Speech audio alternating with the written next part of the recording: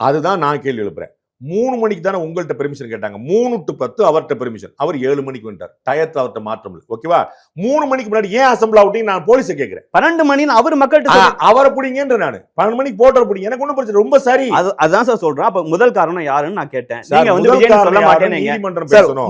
நான் எத்தனை நீங்க முடிங்க சார். நீங்க பேசுங்க. நீங்க இல்ல சார் நீங்க பேசுங்க. நீங்க வந்து முதல் காரணம் யாரு நான் சொல்ல மாட்டேன்னீங்க. 12 மணிக்குன்னு யாரு போட்டாங்களோ அவங்கள போய் புடிங்கன்னு சொல்றீங்க. 12 மணிக்குன்னு போட்டது தாவேகா. தாவேகா கட்சியின் பொதுச் செயலாளர் வந்து பேசினாரு. 3 மணிக்கு முன்னாடி அனுமதிச்சு யாரு? 12 மணிக்கு இவங்க போட்டிருக்காங்க சார். மக்கள் அவங்கள கூடுறாங்க சார். நீங்க அப்படி அசம்பிள் விட்டுங்க. இன்னைக்கு தலைமைச் செயலகத்துக்கு முன்னாடி ஒரு 10 பேர் விட்டுருவாங்களா சார்? அவங்க வந்தாங்க சார். நான் என்ன சார் சொல்லுவீங்களா?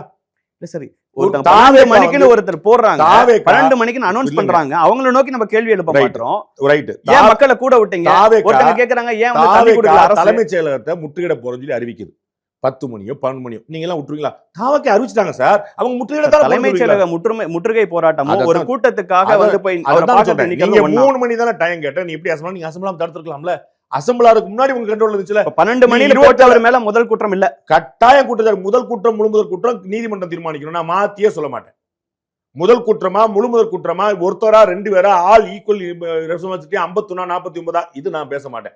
2 விளக்கமா ஒரு விஷயம் நடந்ததுனால அதை கவனிச்சு பகுப்பாய்வு செஞ்சு யாரு தப்புன்னு பேசுறவரு ரங்கராஜ் பாண்டே சார். எல்லா ஜர்னலிஸ்டுமே அதை பகுப்பாய்வு பேசுவாங்கிறது நடக்குது. 12 மணிக்கு போட்டிருக்காங்க வரலைங்கிறதான 28ஆம் தேதியிலும் சொல்லிட்டு இருக்கிறேன்.